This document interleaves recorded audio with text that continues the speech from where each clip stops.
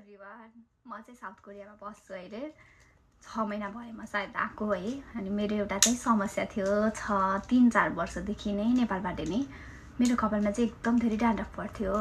नेपालमा पनि कति धेरै स्याम्पूहरू युज गरेँ। एउटा स्याम्पू चाहिँ काम गर्थ्यो 10 मा कोरिया आउने बेलामा, अनि दुईटा स्याम्पू त मैले लिएर पनि आएको थिएँ। त्यसले काम एकछिन त काम गर्यो। अहिले त्यो स्याम्पू सक्यो हैन। अनि त्यसपछि म कोरियाको स्याम्पूहरू पनि सबै 3-4 वटा स्याम्पू किनेर युज गरेँ।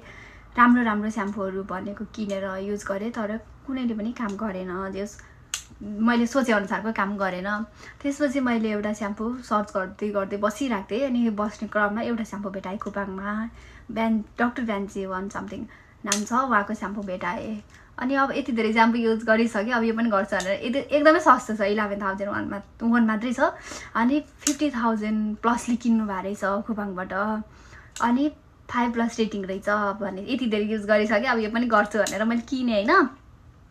किनेर मैले 2 चोटि मात्रै नुहाएँ कि अहिले यो किनेपछि यति राम्रो काम गर्यो। मलाई अनबिलिभेबलै भयो कि 2 चोटि काम युज गर्दा नै एकदमै कम भयो मेरो ड्यान्ड्रफ। अहिले पनि छ न त, अब पुरै गयो भन्न त मिल्दैन। कुनै पनि प्रोडक्टले त्यसरी जाँदैन।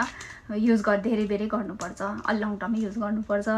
जस मैले तपाईहरुलाई पनि यस्तै समस्या छ कि भनेर एउटा इन्फर्मेसन भिडियो बनाउँछु भनेर बनाएको। यो त्यो स्याम्पू चाहिँ यो है डक्टर भ्यान्जी वानको, यो सर्च गर्नुभयो भने खुपाङमा मजाले पाउनुहुन्छ।